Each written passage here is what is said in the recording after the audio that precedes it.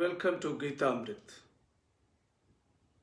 भगवत गीता में जीवन के मूल प्रश्नों का उत्तर मिलता है। मैं कौन हूँ? आत्मा क्या है? आत्मा का स्वरूप कैसा है? गीता अमृत में इन्हीं विषयों का वर्णन सरल शब्दों में। पिछले सेशन में हमने चर्चा की थी अध्याय 2 श्लोक 24 एवं 25। आज के चर्चा का विषय है अध्याय 2 श्लोक 26 एवं 27। अध्याय 2 सांख्य योग, योग of knowledge, knowledge of self. अध्याय 2 को गीता का सार भी कहा जाता है। श्लोक 26।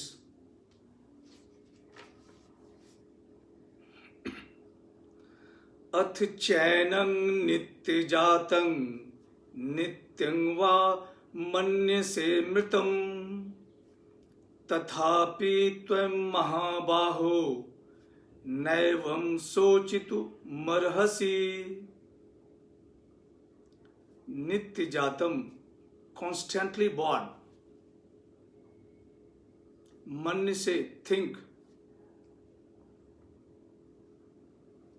भगवान श्री कृष्ण कहते हैं कि हे वीर अर्जुन, अगर तुम आत्मा को नित्य जन्मने वाला एवं नित्य मरने वाला मानते हो तब भी तुम्हें इस तरह शोक नहीं करना चाहिए। O mighty Arjun, even if you think the soul to be constantly taking birth and death, even then you should not grieve like this. युद्ध का मैदान है, अर्जुन शोकाकुल है। भगवान श्री कृष्ण अर्जुन को उसके कर्तव्य करने के लिए प्रेरित कर रहे हैं। पिछले श्लोक में हमने देखा कैसे भगवान श्री कृष्ण आत्मा का विस्तार से वर्णन करते हैं। आत्मा न जन्मता है न मरता है। आत्मा अव्यक्त, अचिंत और अविकारी है। आत्मा इंद्रियों से परे है। इस तरह आत्मा को समझना सामान्य मनुष्य के लिए मुश्किल। इसलिए भगवान श्री कृष्ण अर्जुन को सामान्य मनुष्य की भाषा में समझा रहे हैं कि हे वीर अर्जुन, यदि तुम आत्मा को नित्य जन्मने वाला एवं नित्य मरने वाला मानते हो फिर भी तुम्हें इस तरह शोक नहीं करना चाहिए। यहाँ भौतिकवादी विचार को प्रस्तुत किया गया है। जो दिखता है वही सत्य है। Seeing is believing. जो नहीं दिखता है वह असत्य है। जो इंद्रियों से परे है वह असत्य है। आगे श्लोक में भगवान श्री कृष्ण बताते हैं कि अर्जुन को क्यों नहीं शोक करना चाहिए। श्लोक 27।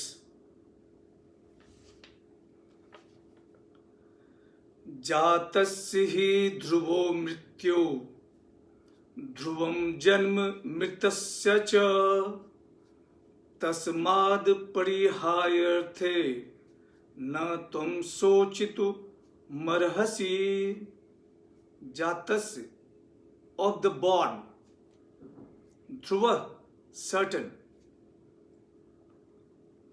अपरिहार्य inevitable, शोचितम grief, जन्मे हुए की मृत्यु निश्चित है और मरे हुए का जन्म निश्चित है, यह अनिवार्य है। इसके लिए क्यों शोक करना? Death is certain for the born and birth is certain for the death.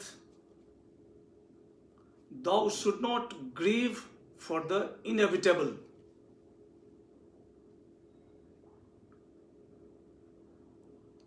हमने देखा कि अर्जुन शोकाकुल है और अर्जुन को भगवान श्री कृष्ण समझा रहे हैं।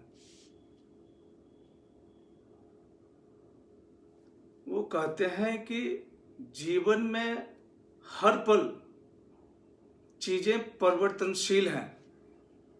एक रूप का त्याग कर दूसरे रूप को धारण करती है। एक रूप का त्याग मतलब नाश या मृत्यु, दूसरे रूप का धारण मतलब उत्पत्ति या जन्म। जिसका जन्म हुआ है उसका मृत्यु निश्चित, और जिसकी मृत्यु हो गई है उसका जन्म निश्चित। यह अनिवार्य है, इसके लिए क्यों शोक करना?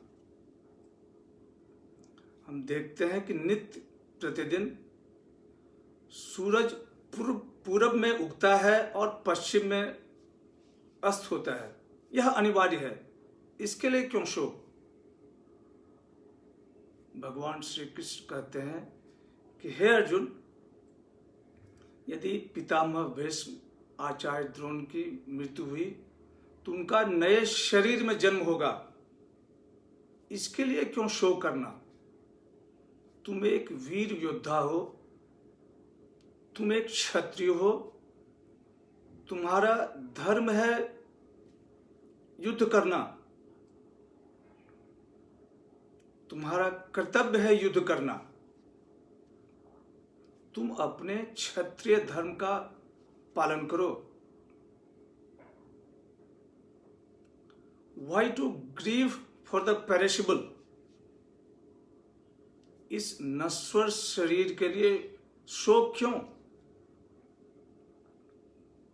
Our existence is brief. Death is certain. Why to grieve?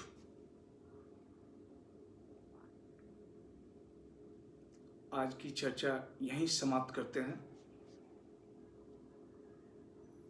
ओम सहना भवतु सहनो भुनक्तु सह वीर्यं करवावहै तेजस्विनां वदितमस्तु मा विद्विषावहै। ओम शांति।